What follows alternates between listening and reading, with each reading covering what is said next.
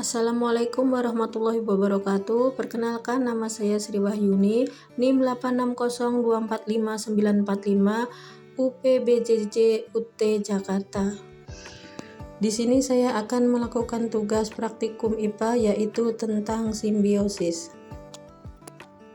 Tujuan praktikum ini yaitu untuk mengidentifikasi 3 jenis simbiosis. Yang pertama, simbiosis komensalisme, yang kedua simbiosis mutualisme, dan yang ketiga simbiosis parasitisme. Alat dan bahan yang saya gunakan yaitu alat tulis, tabel pengamatan, dan lingkungan sekitar. Simbiosis komensalisme adalah suatu hubungan dua spesies makhluk hidup di mana yang satu diuntungkan dan yang lainnya tidak diuntungkan ataupun dirugikan. Sebagai contoh simbiosis komensalisme yaitu antara tumbuhan sirih dengan inangnya. Tumbuhan sirih akan tumbuh merambat dan menyesuaikan dengan tanaman yang ditempatinya yaitu atau tanaman inangnya. Tujuannya tanaman sirih yaitu untuk mendapatkan sinar matahari agar dapat melakukan proses fotosintesis. Hal ini akan memberi keuntungan bagi tanaman sirih, akan tetapi tidak memberi dampak apapun bagi inangnya. Contoh selanjutnya antara anggrek dengan pohon mangga. Tanaman anggrek akan melekat atau merambat pada pohon mangga dengan tujuan untuk mendapatkan tempat yang tinggi supaya mendapatkan sinar matahari untuk melakukan proses fotosintesis. Kejadian ini untung bagi tanaman anggrek, tetapi tidak memberi pengaruh apapun bagi pohon mangga. Jenis simbiosis yang kedua yaitu simbiosis mutualisme.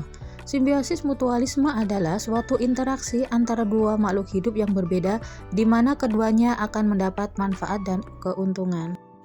Contoh simbiosis mutualisme yang pertama yaitu interaksi antara kutu daun dan semut.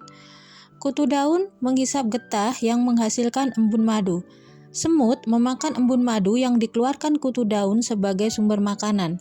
Sebagai imbalannya, semut melindungi kutu daun dari serangga predator yang dapat memangsa kutu daun, sehingga kedua makhluk hidup tersebut merasa diuntungkan. Simbiosis mutualisme antara kupu-kupu dengan bunga. Kupu-kupu menyukai makanan sari manis atau nektar pada bunga, sedangkan bunga sebagai organ reproduksi pada tumbuhan terbantu karena membantu menyebarkan serbuk sari. Ketika kupu-kupu hinggap di bunga, kakinya akan menyentuh bagian putik dan benang sari pada bunga, sehingga serbuk sari menempel pada putik dan terjadi proses penyerbukan pada bunga. Jadi, antara kupu-kupu dengan bunga, keduanya saling diuntungkan.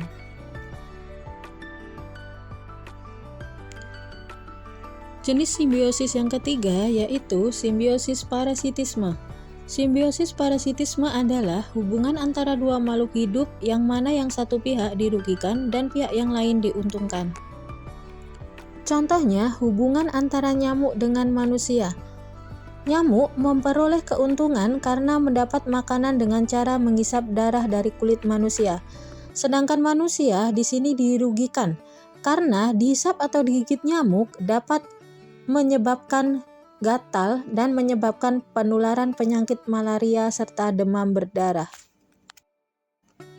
Hubungan parasitisme selanjutnya yaitu antara kutu daun dengan tanaman. Kutu daun diuntungkan karena mendapat makanan berupa getah daun, sedangkan tanaman merasa dirugikan karena dihisap getahnya oleh kutu daun, sehingga tanaman terhambat pertumbuhannya dan daun rusak.